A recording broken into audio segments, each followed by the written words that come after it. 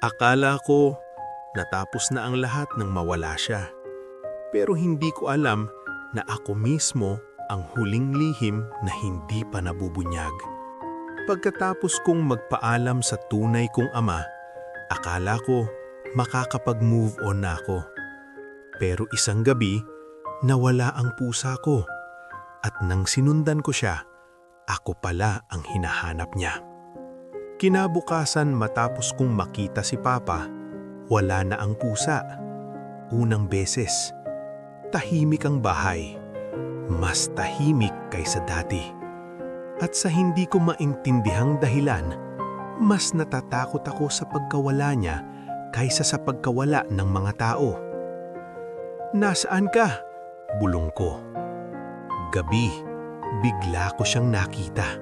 Sa malayo, nakatayo, nakatingin sa akin. Pero iba ang pakiramdam. Hindi siya basta pusa. Parang may gustong tapusin. Sumunod ako. Hindi na ako natatakot. Parang may kailangan akong malaman. Dinala niya ako sa isang lugar na hindi ko pa napupuntahan.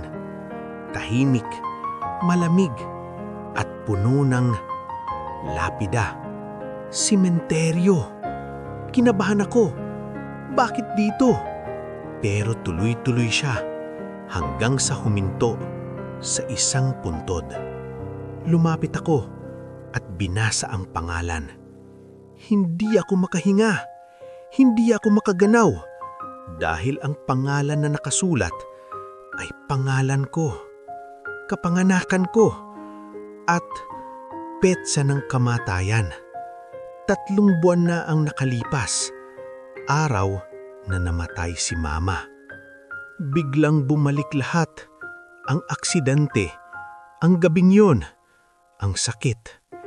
Hindi pala si Mama lang ang nabala, kasama niya ako. Matagal na akong wala, matagal na akong patay. At ang lahat ng nangyari, ang mga sulat, ang pagkikita namin ni Papa, lahat yun, huling regalo ng mga taong nagmahal sa akin. Para hindi ako matakot, para hindi ako mag-isa. Tumingin ako sa pusa, pero hindi na siya pusa. Unti-unti, nag-iba ang itsura niya. At sa loob ng ilang segundo, nakita ko ang 2 anyo. Si Mama at si Papa. Ngumingiti, tahimik, mapayapa. "Panahon na, anak."